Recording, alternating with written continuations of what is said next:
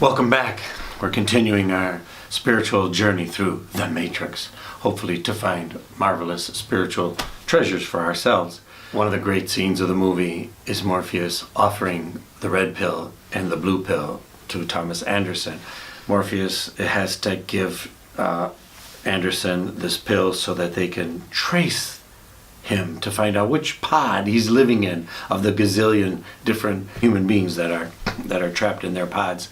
But the power of the scene, and it really hits us too. I remember this is the words of Morpheus as he holds out the two pills. He says, "Remember, all I'm offering you is the truth."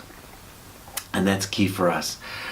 When we embrace the faith, when we embrace Catholicism and its truths, we sometimes wish, hope, believe that now our life will be easy, smooth, everything will be wonderful, which is a common mistake that all of us make, my friends. And when the corollary, of course, is even if we are religious, we go to church, we pray, especially when we do this, and things go bad, we are quick to think that all my prayers and all my beliefs are for naught. So what value is it to believe when things are going bad?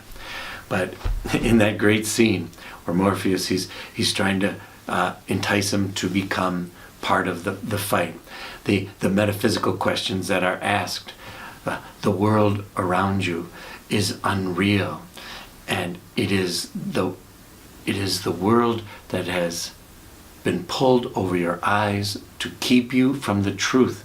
And Thomas Anderson says, what truth is that?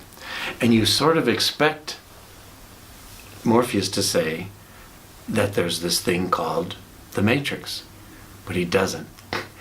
He would have ruined it if he would have just told him. Why? Because he wouldn't have believed it, number one. But he does tell him that the truth is that you're a slave.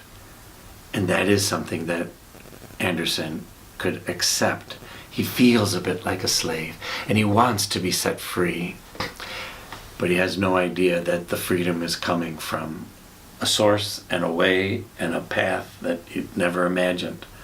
Does that sound anything like religion, my friends? Does that sound anything like committing yourself more to a faithful life, organizing your week around church, shall we say? I think it does. So anyone who teaches catechism to us, or if you are a catechetical teacher, know that what is being offered to us and what we are offering to others is the truth. You accept it or you don't. If you don't accept it, you can go back to your la-la land, as it were. Just as in the Matrix, he would go back, he wouldn't be unplugged, if you know the rest of the story, and he would just go on living his life in the Matrix as a slave. So we can see that being set free is part of the story, of course, in the Matrix. It's also part of faith life. In the next scene, we see the baptism. Don't miss that one. Stay tuned. Thanks for listening. Don't forget to subscribe. Unlike other nations, I'm Father Tom Koys.